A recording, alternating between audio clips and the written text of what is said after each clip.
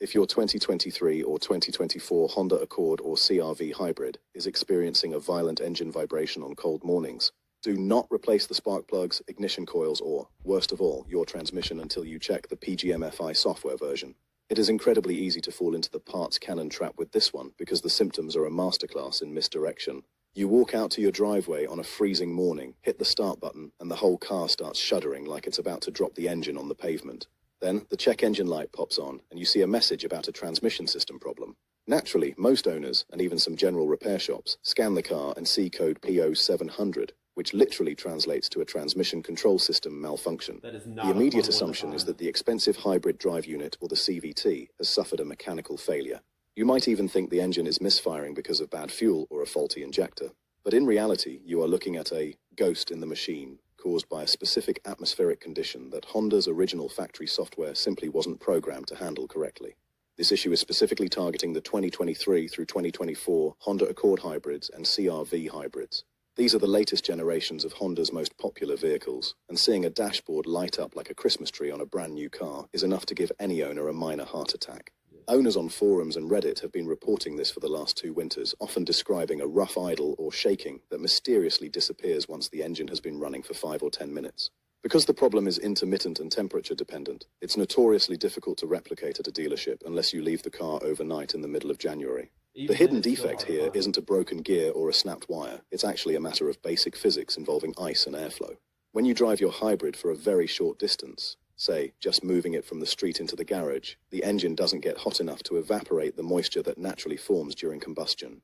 When you shut that engine down in sub-freezing temperatures, that residual moisture condenses and freezes. Specifically, ice begins to form right under the exhaust valves. When you go to start the car the next morning, that tiny bit of ice prevents the exhaust valves from seating perfectly or disrupts the initial breathing of the engine. This creates a brief period of unstable combustion. The engine shudders because it's essentially coughing on its own frozen breath. Now here is where the software failure happens. The programmed fuel injection system, or PGM-FI, is the brain that monitors engine torque and timing. When it detects this ice-induced vibration, it doesn't recognize it as a temporary cold start hiccup. Instead, it interprets the erratic torque as a major failure in the transmission's ability to manage the engine's power. It panics and throws the P0700 code, which is basically the transmission computer asking the engine computer to turn on the warning light. Honda officially addressed this in January 2025 with Service Bulletin A25017. They realized the original software was too sensitive and didn't account for the exhaust valve icing phenomenon. The fix isn't a new valve or a better heater, it's a recalibration of the PGM-FI software. The update teaches the car's brain to recognize this specific cold start vibration for what it actually is, preventing the system from triggering a false transmission alarm and stabilizing the engine's response to that initial ice buildup. To confirm this is your problem, a technician needs to look at the freeze frame data attached to the 0700 code. If the intake air temperature sensor shows the weather was 32 degrees Fahrenheit or colder when the code was set, the TSB applies. The repair itself... That is a really good scan tool. I'll link the Maxi whatever. Anyways, let's keep it going. Is a delicate process of rewriting the car's computer code. This isn't something you can do with a cheap $20 scanner from the internet. It requires the Honda IHDS diagnostic suite and a very specific type of power supply. During the software flash, the car's ignition is on, but the engine is off. If the 12-volt battery drops below 10 volts during this process, which can take 15 to 20 minutes, you can brick the control module, turning a simple software update into a multi-$1,000 nightmare. This is why the bulletin explicitly requires professional battery maintainers like the Midtronics GR8 or the DCA 8000. They provide a clean, steady voltage. I'll link that in the description below. It should be popping up on the screen. That a standard jump pack or cheap trickle charger simply can't match. If you are dealing with this right now and can't get to a shop immediately, there is a master tech trick to prevent the ice from forming in the first place. Avoid short-cycling the engine in the winter. If you start the car to move it across the driveway, let it run for at least 5 to 10 minutes until the temperature gauge starts to climb.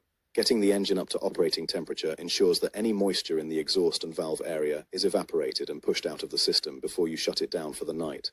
It's a small habit that can save you a lot of morning frustration while you wait for your service appointment. Now, let's talk about the reality of the repair cost, because this is where things get interesting. Since these are 2023 and 2024 models, the vast majority of affected vehicles are still under the 3-year 36,000-mile factory warranty or the longer powertrain and emissions warranties. If you are within those limits, the repair should cost you exactly $0. Honda has allocated 0.2 hours of labor for the update, which tells you how fast the actual data transfer is once the car is hooked up to the computer. That's not even However, time to if hook you up are your out of schedule. warranty because of high mileage, 12 you're minutes. going to be paying for diagnostic time plus the labor for the software flash. If you take this to a specialized independent shop that has invested in the official Honda iHDS software subscriptions, you are likely looking at a total bill between $120 and $165. This covers the initial scan to verify the freeze frame data and the time it takes to set up the battery maintainer and perform the ECU rewrite. If you go to a Honda dealership and you're paying out of pocket, the shop minimum usually kicks in. Most dealers will charge 1 hour of labor for any software-related task to cover their overhead and the cost of the equipment. You should expect a dealership quote to land between $195 and $275, depending on your local labor rates. But y'all It should is really worth know. noting that Honda explicitly warns that if a technician tries to fix this by replacing parts instead of doing the software update, they won't reimburse the claim. This is a clear signal that the software is the only real fix. If a shop tries to sell you a $4,000 transmission or a $1,200 fuel system bet cleaning it's for a happened. P0700 code on a cold morning, walk away and show them TSB A25017. The software version IDs you're looking for end in codes like A58, AY2 or AZ2 for the Accord, and AY2, AZ2 or A55 for the CRV. If your car has anything older or lower than those IDs, the update hasn't been performed yet, and that ice is going to keep triggering your dash lights every time the temperature drops. Have you dealt with a transmission failure message on your new Honda Hybrid during a cold snap? Or did your dealer try to tell you it was just bad gas? Drop a comment below and let us know if the software update actually smoothed out your cold starts. And make sure to like and subscribe to stay ahead of these manufacturer defects before they drain your bank account.